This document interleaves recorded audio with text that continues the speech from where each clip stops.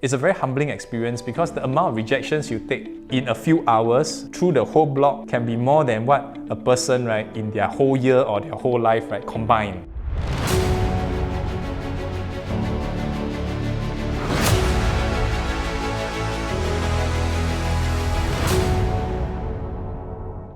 "13 years ago, when I came in 2007, one of the few ways of how we find clients, right, was through cold calling, right? During those days, they didn't have much PDPA issues, right? So we cold called, and the experience was very interesting, right? Because we just dialed numbers and we spoke to strangers, and from there we became friends and they became clients, right? So it was a very refreshing experience, but it was difficult because every appointment was like a blind date, right? No one knew who I was, I didn't know who they were. And this was a life skill. I realized that, I can speak to anybody and we can get instant connections very quickly. Fast forward from from this cold call, and we did 3-4 years of door knocking. And this experience was also fairly refreshing because as an undergraduate, I need to spend my weekends and some weekday nights, right, and public holidays just knocking on doors of people to update them about CPF shield plans and how they can benefit from enhancing all these shields. And some of the very interesting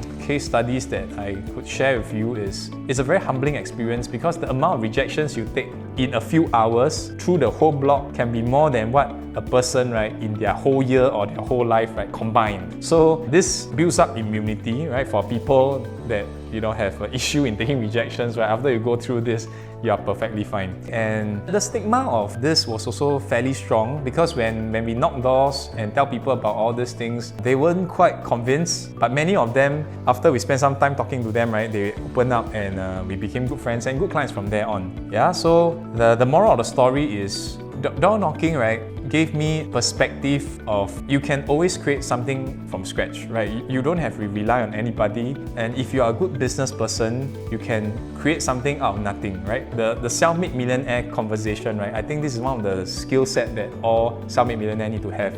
Right? It's not given network or it's not a given set of resource, right? It's your resourcefulness, but not your resources, right? That makes a difference. And from all those clientele base that I built up, whether it's through cold call and door knock, right? Because of the good work that you do, they will recommend you to their family members, and that's what they did.